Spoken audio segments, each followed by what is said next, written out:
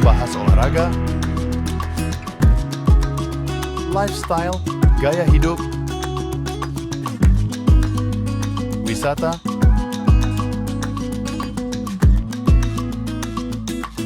budaya,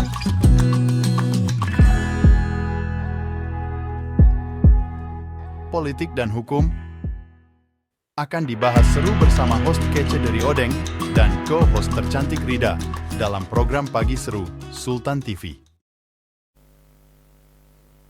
Assalamualaikum warahmatullahi wabarakatuh.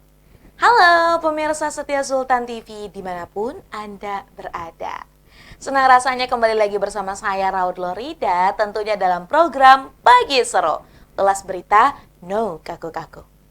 Nah pemirsa, di hari Senin ya, ini awal bulan karena ini 4 November 2024, tentunya kayak saya berharap nih ya pemirsa selalu diberikan kesehatan, kebahagiaan dan juga kelancaran nih dalam menjalankan aktivitasnya.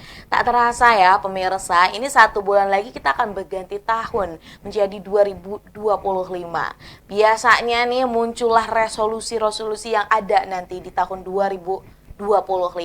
Tapi sebelumnya tentunya dalam menghabiskan gitu ya beberapa hari atau 2 bulan lagi nih ya 2024 tentunya ada banyak sekali harapan yang dapat diwujudkan. Dan tentunya semoga pemirsa nih ya, karena ini udah mulai masuk musim penghujan juga ya, pemirsa semoga dapat menjaga kesehatannya. Nah pemirsa, di hari ini tentunya kami sudah menyediakan berita-berita ter-up-to-date dan teraktual yang akan kita ulas secara seru. Nah langsung saja nih ya, untuk membuka pagi hari ini kita akan membahas berita terkait judi online. Lagi dan lagi nih pemirsa, memang kasus judi online di Indonesia tidak ada habisnya. Nah, dengan segala pemberitaan yang katanya sudah bersih ataupun yang lainnya, penangkapan dari ribuan situs judi online, tetapi ini memang belum bisa mencabut seperti itu akar bawah dari adanya situs judi online di Indonesia. Terbaru nih pemirsa, pegawai dari Komdiginya sendiri ini terlibat kasus judi online. Aduh ya, akhirnya masyarakat pun kan banyak yang berspekulasi siapa nih yang harus dipercaya lagi gitu ya. Nah ini dilansir juga dari Tempo.co, Wakil Menteri Komunikasi dan Digital ya, Nezar Patria akhirnya angkat bicara soal penangkapan jaringan judi online yang melibatkan pegawai di kementeriannya.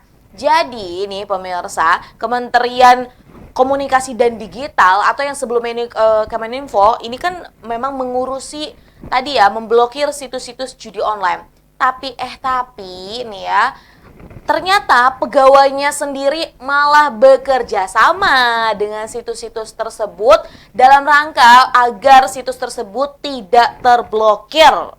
Nah, polisi ini telah menangkap dan menetapkan 14 orang sebagai tersangka dalam kasus itu, di mana 11 orang diantaranya merupakan pegawai Kemkomdigi. Nah ini juga dari pernyataan yang disampaikan oleh Wakil Menteri, ini kami mendukung langkah Polri nih untuk melakukan pengusutan jaringan ini dari hulu sampai hilir. Dan juga tentunya kita berharap bahwa pengungkapan jaringan judi online ini tak berhenti sampai pasca penangkapan saja. Namun juga tadi yang aku bilang bahwa memang ada banyak banget nih yang harus segera diberantas kalau mengenai judi online. Nah, usut punya usut pemirsa, memang soal 11 pegawai yang terlibat itu dari Wakil Menteri Komdigi, Nezar ini mengatakan bahwa mereka selama ini termasuk sosok yang bertugas dalam tim pengendalian konten, terutama yang berhubungan dengan konten negatif seperti judi online. Jadi memang ternyata tugasnya adalah memberantas judi online. Bukannya melakukan tugas dengan baik, malah cari sampingan seperti itu ya, dengan cara tidak memblokir situs-situs yang memang membayarnya. Waduh, ini mau bagaimana ya Indonesia seperti itu. Nih, para pegawai terlibat itu katanya memang membiarkan situs-situs judi online tersebut agar terjaga dan tidak terblokir seperti itu. Nah, atas dasar hal ini tentunya merupakan salah satu agenda bersih-bersih kali ya. Kan seperti yang kita ketahui memang setelah sebelumnya ini pelantikan presiden, kemudian juga ada pelantikan menteri-menteri. Nah, ini jadi seolah-olah nih saat ini banyak sekali kasus-kasus yang terungkap seperti itu. Ada banyak sekali pakar-pakar yang melihat bahwa ini merupakan agenda bersih-bersih yang dilakukan oleh kabinet baru seperti itu. Nah, selain itu juga ternyata memang pemirsa bahwa sejak mulai terindikasi terlibat jaringan judi online, ini para pegawai itu sudah digeser dan tadi ya sudah ditangkap seperti itu. Lagi dan lagi memang memberantas judi online bukan satu hal yang mudah. Ada banyak sekali tantangan dan ini bukan hanya ibaratnya dari permukaan saja. Yang paling sulit adalah memang dari akarnya ini. Karena tadi ya kita nggak tahu backingannya itu siapa seperti itu. Nah selanjutnya pemirsa, ini masih juga tentang judi online. Tapi ini melibatkan sosok yang baru-baru ini viral. Nah, mungkin pemirsa yang menggunakan platform TikTok seperti itu, ini sudah tidak asing dengan nama Gunawan Sedbor. Nah, ya, tentunya ya pemirsa ini Gunawan Sedbor ini sempat viral karena menjadikan satu kampung ya gitu kan ya. Ini juga menjadi influencer gitu, ibaratnya joget-joget dan akhirnya mendapat saweran seperti itu. Namun ya ini pemirsa, polisi akhirnya menetapkan TikToker Gunawan Sedbor ini sebagai tersangka terkait promosi judi online. Tuh kan lagi dan lagi nih ya, ini berkaitan dengan judi online.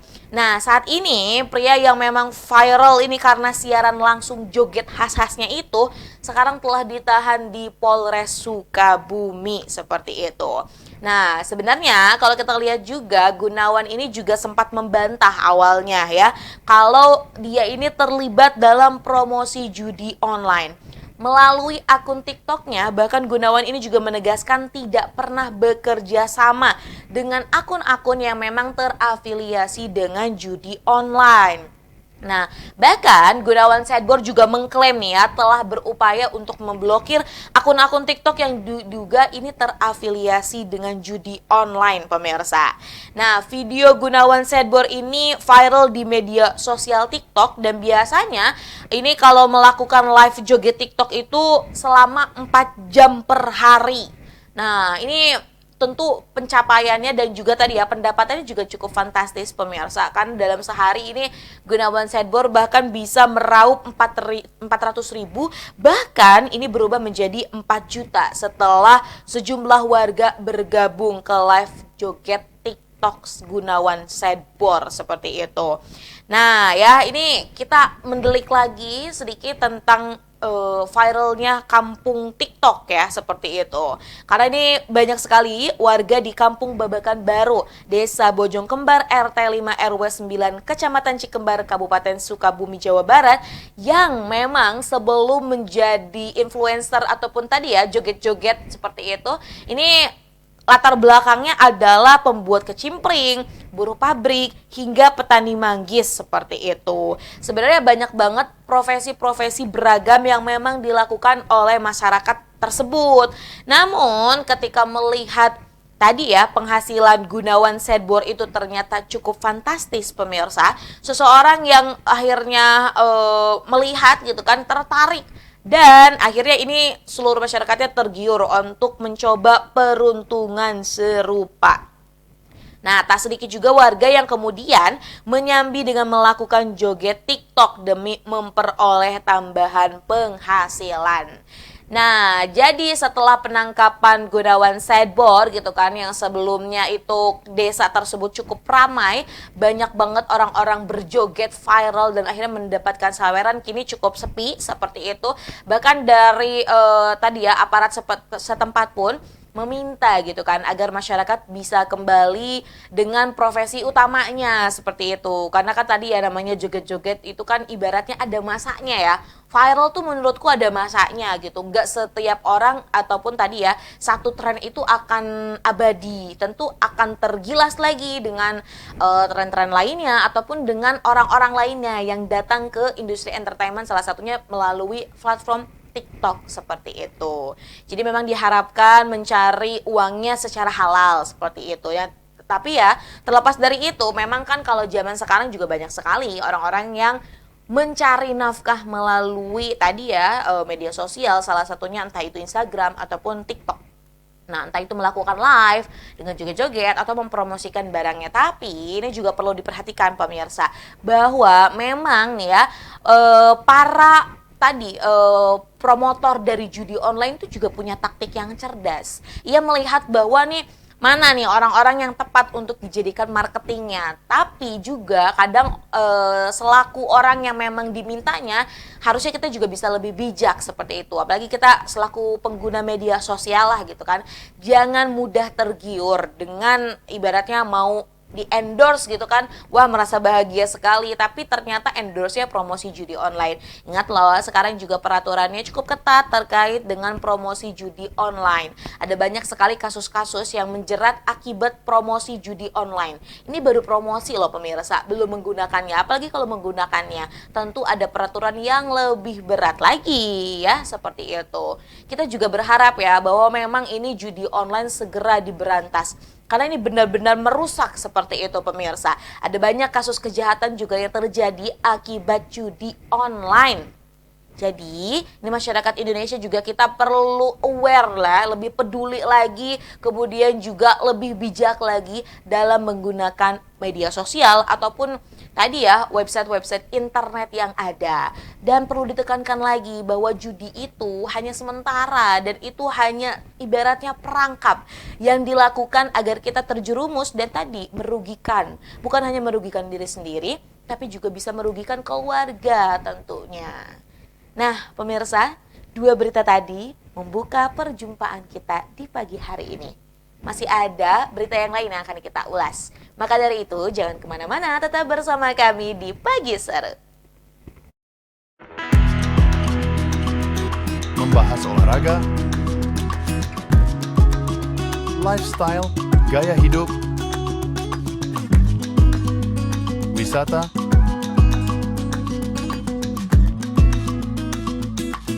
budaya,